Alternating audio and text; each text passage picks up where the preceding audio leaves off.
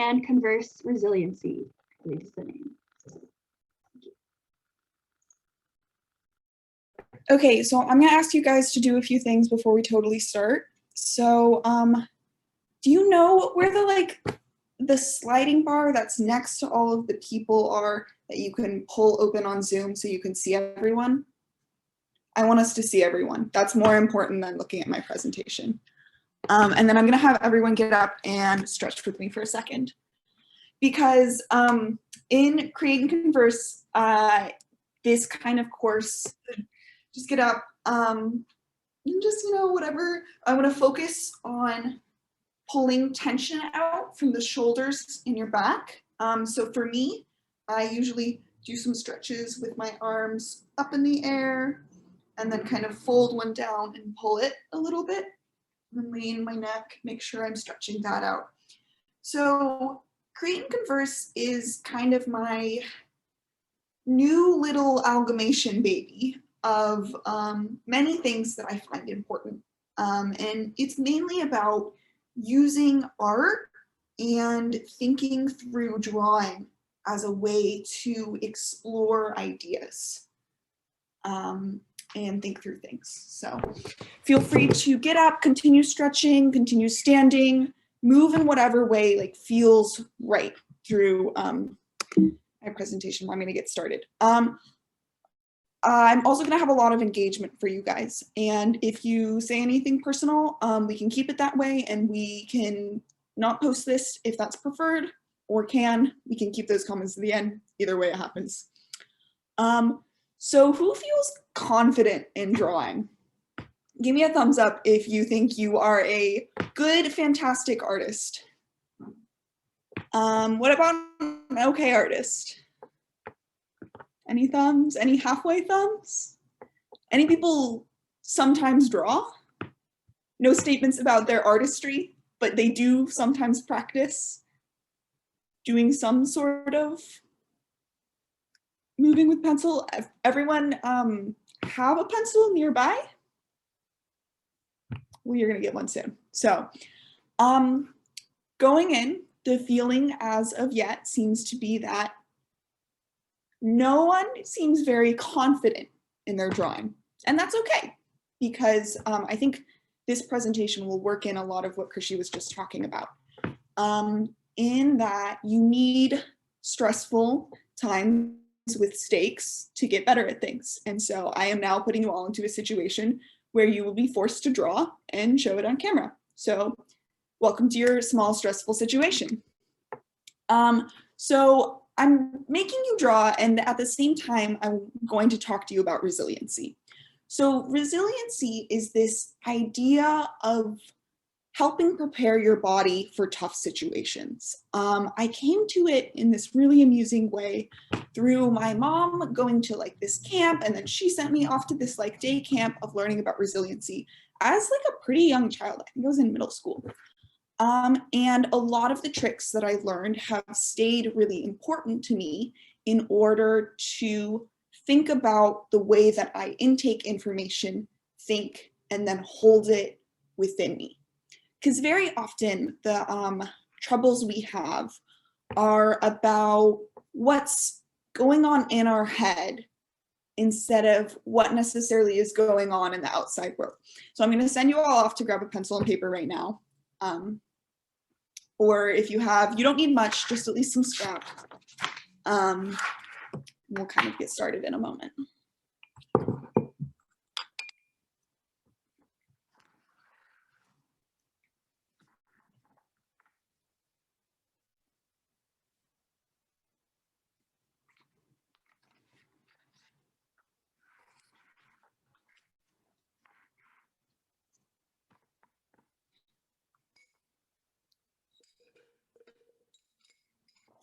Some really good sounds on mic at the moment.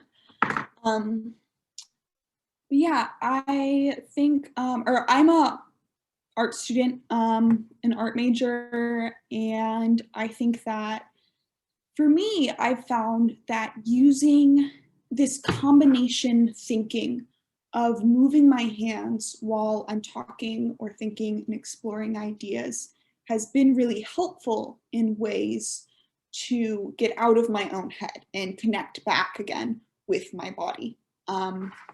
In person, we can do more aspects that become performative, which are very exciting, and we can do some of them over Zoom, but drawing works a little bit better over Zoom. So once you have your paper and pencil, you're gonna draw along with my instructions. So we are gonna do two different things. The first one, I'm going to give you instructions. I'm gonna say them once, and then you will draw. On the second one, I will start describing something, and you will be able to ask me questions while I talk, and I will be able to repeat things. So this first one, here are your instructions. Draw a cone that has a small half circle on the bottom of it. Place a cap on the top of your cone, but make it so that this capped cone is slightly bigger, and then make lines going, I would say about 45 degrees across your cone all the way down, roughly 9 lines, and then block them out and color them. So you have about 30 more seconds. Can you say that entire thing again, Alaina? No, I will not. I will in a minute, but for now I will not. So what I was kind of trying to explain to you was very roughly the idea of a lighthouse. That was kind of my idea. But I don't really have 9 lines on there. And they were supposed to color in them. So that's my lighthouse. And I told you in some very cryptic, very confusing language, very quickly. Is that easy to process and hold in your brain and then work with? No, you can't replicate anything. You just feel overwhelmed by the information you've received. So here's my little lighthouse, and then we are going to do another one. And so this one, you will be able to ask me questions, I will repeat things, and we will work through it together. So you're going to start off with creating a round shape, sort of like a circle, with bumps on the bottom and on the top edges. So it can be a little bit more like an oval, and you want it to be a little squiggly on the bottom and top.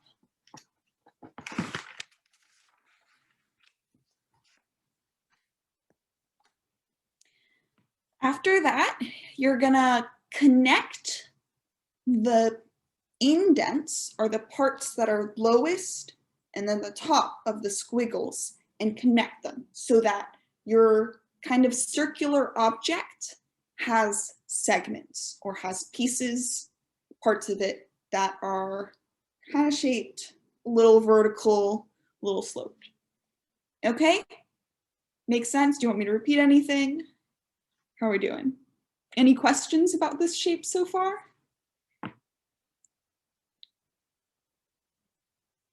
So next, you're going to go to the top of this shape, and you're gonna make a little domed hat on the top that is going to just go from the left, or go right on the top. It's not going to have a bottom.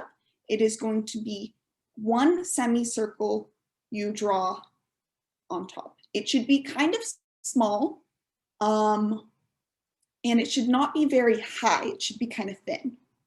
Then on that new little semicircle, in the middle, you're gonna draw a little circle and then a squiggly line that does a little curlicue.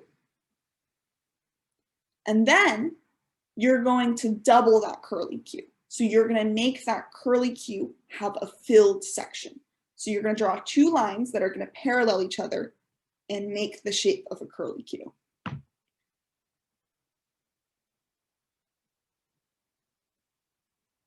Okay?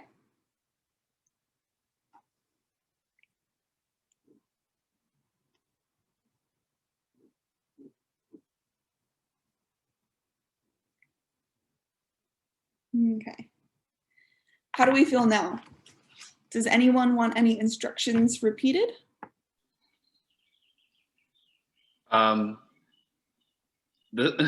Is on the bumps. On the This bumps. little hat, yes. Yes. And then It's the curly. Oh, one hat on all of the bumps. right, And then right. the One. curly Q comes out of the hat. Okay. Thank you. And then, no, that works. It happened. Okay. Does anyone have a guess of what it is?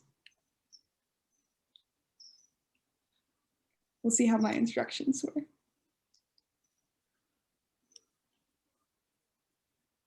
I want guesses. Cake? What? A cake? Close. It's food. Burger? It's a pumpkin. Mine doesn't look like that. Anyone else get a pumpkin? No, just loose. Oh, yes, Gwen.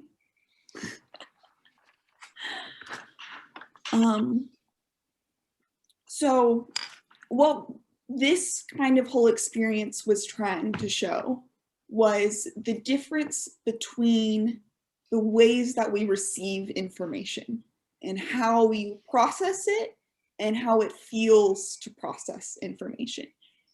Specifically, when you're overwhelmed and unconfident versus when you know you can ask questions or have things repeated and you're given enough time to process everything. So with that kind of in mind, I'm going to talk a little bit about thinking traps. And so what I want you guys to continue doing this whole time is kind of make yourself a visual image chart of these. This is personal and for you, so you don't have to share it. You don't have to be worried or consider what other people might think of this. This is just kind of a chart so that you can remember these. So the main thinking traps that I'm going to talk about relate to the way that you hold ideas in your mind. So actually, does anyone know what thinking traps are? Has anyone heard that phrase before? Kind of, it's talking about these thinking patterns or their cognitive behavioral patterns that we use to try to understand what information the world has given us. And very often they are meant to be protective and help us. But when we use them in certain ways, they can go too far and become unhelpful. So one kind of consideration of this is the idea of black and white thinking or always and never thinking. How often do you tell yourself that you will always have something bad happen, or never have the best thing happen? What type of language do you use when talking to yourself? And when something happens, is it able to be something that can be both good and bad? Can a failure or a rejection become a growing point for you? Or is it only ever a disappointment? And then there's catastrophizing, which is, I always think of it in terms of like a whirlwind or tornado of this. You have this big idea or big fear. See, for me, it's living. How am I going to make money and have a job in the future? How am I going to sustain myself over the next, let's see, if I'm really optimistic, next 100 years? How am I going to sustain myself?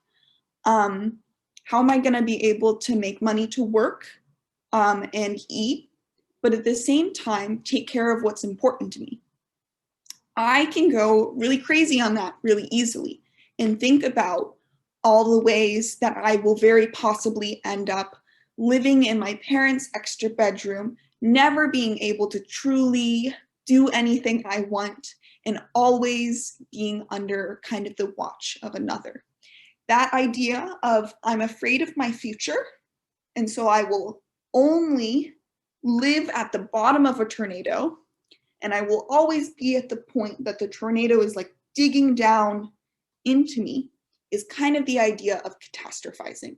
It's when your mind takes you on a little whirlwind and a downward spiral, and you think really hard on something. So that can be unhelpful. Can be, is almost always. And then the one other I wanted to get into was, mind reading. I think this one's very fun. So try to think of a way to kind of draw this as a reminder not to do this, or a reminder of the fact that this might be a trap or something you fall into. So that would be mind reading. Sometimes, or actually, who likes sending emails? Okay, then I'm talking to everyone else. I'm sorry, Kushi. How often has anyone had that thing on Google Gmail before where you press tab to indent your bar because you're used to having to indent, and then it sends you to the send button, and then you click enter because you did indent enter, and then you're like ready to start typing and you sent the email already. Or you send out an email and then you're really worried about what the other person is going to say in response. And so in your email, you have these 3 different sections where you're already refuting what you think they might say to what you might say. So if you're like, oh, well, they're going to say no, and so I should say this to convince you, and you get all the way down this crazy little train track. Yeah, I can see your expression, Krishi. It's insane. You're literally trying to read someone's mind and assume what they're going to say or going to do. This is when I get stuck in all the time. Or you're like, okay, so this is what's going to happen. This is the expectation. And then you have to fight your way through it before actually finding out if this scenario is even a problem. So with that idea, what you can do for all of these, and what is kind of this question of resiliency, is how you ask yourself questions and how you can catch yourself in these moments. In these moments where you're like, everything is bad, everything is dark. I haven't been into the environment lately, like I have no chance to get my nature therapy in. This week is just gone. What are ways you can start picking yourself up on the little things that help improve your mood to make you stronger when things are harder, because things are always hard. And so with this, you guys are going to write 3 little sentences about yourself. You are not going to share them, so do it truthfully to yourself. And if you want to say mean things about yourself, that's okay too. But speak honestly from your heart about what you feel at the moment. And I'll give you just like a couple minutes.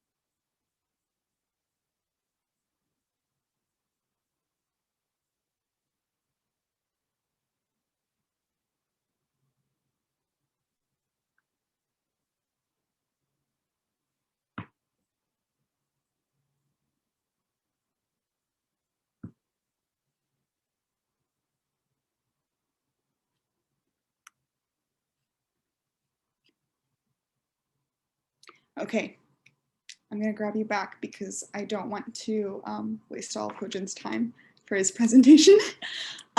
So how do you talk about yourself? When you talk about yourself and you think about these things, how do you label yourself? Do you give yourself grace or time? What type of narratives do you tell yourself and about your life? Do you have an optimistic outlook? Do you have hope for yourself and dreams for yourself? And how much do you think about what other people think of you?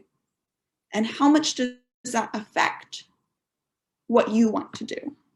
Because I think these kind of core things and these core questions of who you call yourself to be, what you're telling yourself you are, and what you're telling yourself you will always be are very important things to think about in deciding who you want to be, because you get to choose.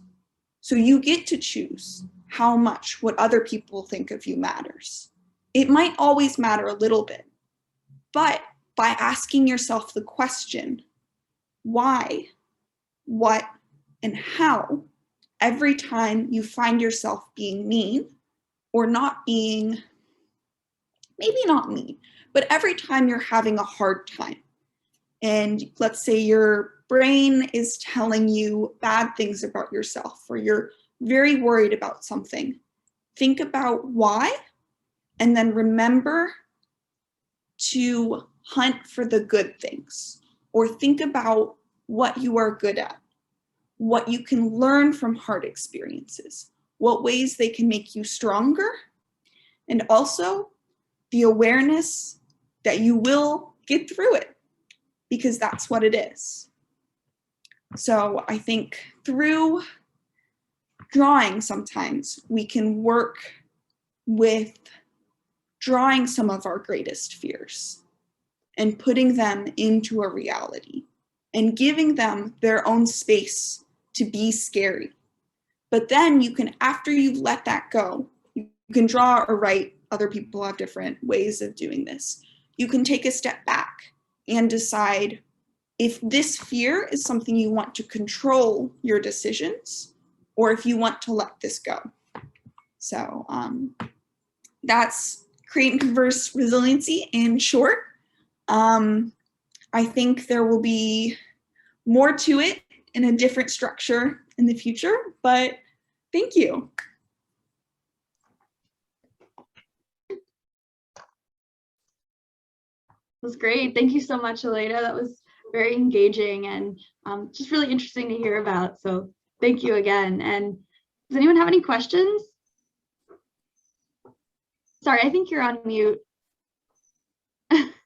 I'm just muttering along. I'm just agreeing. I don't have any questions, but I was just going to say I really enjoyed this a lot. And I'll just kind of echoing what you closed on, or your closing remarks. When I'm really stressed out or feeling down, what I do is I write down what I'm stressed out about and what I'm angry about or sad about. And then I kind of it's very OCD. It may not work for some people, but I kind of draw a line to the thing that I wrote that I'm really stressed out about. And then I'm like, okay, this is what I can do about it, or this is why I shouldn't be stressed out about it, or why this is irrational. And just kind of writing that down and making a diagram or a flow chart for myself, it really helps me a lot. But also some people might be like, what's your problem? Why? But I really appreciated this like, because I totally use these practices. Yeah, I find myself, I was trying to organize it, at least in the way it starts in my brain, is it starts with I hear myself saying never, or starting to go down a little whirlwind, and I can feel myself tanking, and I'm like, what? How do I get out of this? And it's this kind of stepping back and remembering who I am and who I want to be. This is also where mindfulness practices come in and can be so helpful. Coming back to grounding, this is the time that you would go and try to take some nature therapy, sit with yourself, sit with the world, and kind of resettle before coming back to your brain with some different perspective.